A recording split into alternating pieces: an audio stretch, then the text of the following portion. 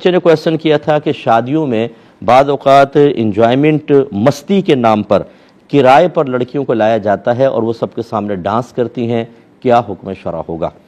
دیکھیں یقینی سی بات ہے کہ عورت کو تو جسم پہ نگاہ ڈالنا ہی حرام ہوتا ہے۔ یغضوا من ابصارہم، حکم موجود ہے کہ اپنی نگاہوں کو کچھ جھکا کر رکھو، اجنبی عورت کو اس طرح نہیں دیکھ سکتے ہیں۔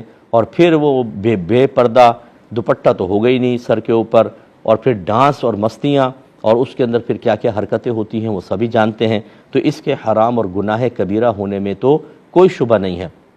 اور جتنے مجھے دیکھ رہے ہیں میں گزارش کرتا ہوں، دو مقامات ایسے ہیں جس پر عمومی طور پہ ہم اللہ تعالیٰ کی گرفت کو بھول جاتے ہیں، ایک خوشی کے موقع پر اور ایک شدید صدمے کے موقع پر۔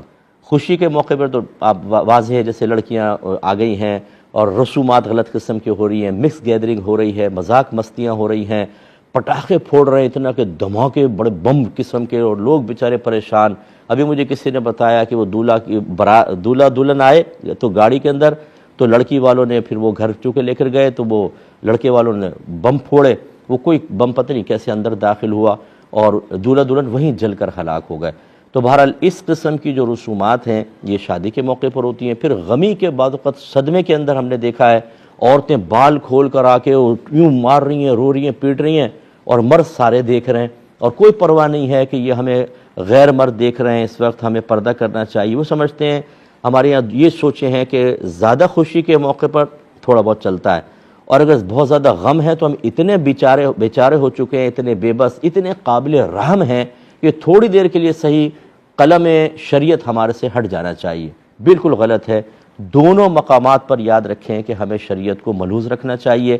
خوشی کے موقع پر خاص طور پہ میں گزارش کروں گا کہ جب آپ لوگوں کو تکلیف دیتے ہیں، ان کی بد دعائیں لیتے ہیں، جب آپ شیطان کو خوش کرنے کی کوشش کرتے ہیں، رحمان کو بھول جاتے ہیں، جب نفس کی خواہشات آپ کے پیش نظر ہوتی ہیں، تعلیمات مصطفیٰ کو نظر انداز کر دیتے ہیں، تو پھر میں آپ سے پوچھتا ہوں، اگر ایک خوشی کا موقع ہو، قرآن پڑھا جائے، نعت خوانی ہو، علماء کے اصلاحی بیان ہوں، صرف پاکیزگی، عورتیں علیحدہ مرد علیحدہ، بتائیں رحمت نازل ہوگی کہ نہیں ہوگی؟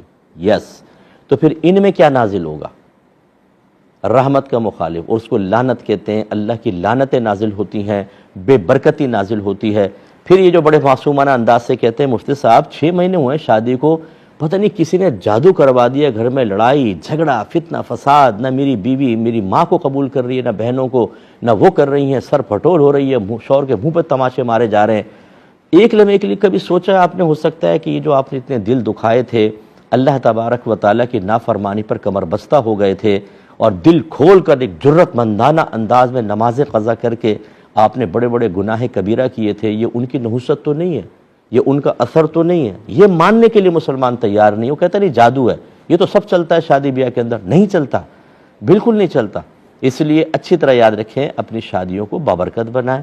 جب آپ کو شادی کرنے لگیں اس میں آپ ایک اچھے کسی عالم دین کا اصلاحی بیان رکھیں، نعت خوانی کریں اس کے اندر، اور نعت خوان اچھے بلائیں، باعمل ہوں، باشرع ہوں، ان کو بلائیے اور ایک پاکیزہ محفل کریں، اور پھر آپ کھانا وغیرہ کھلائیں۔ اللہ کی رضا کی خاطر بڑی برکت ہوگی۔ لیکن جو یہ حرکت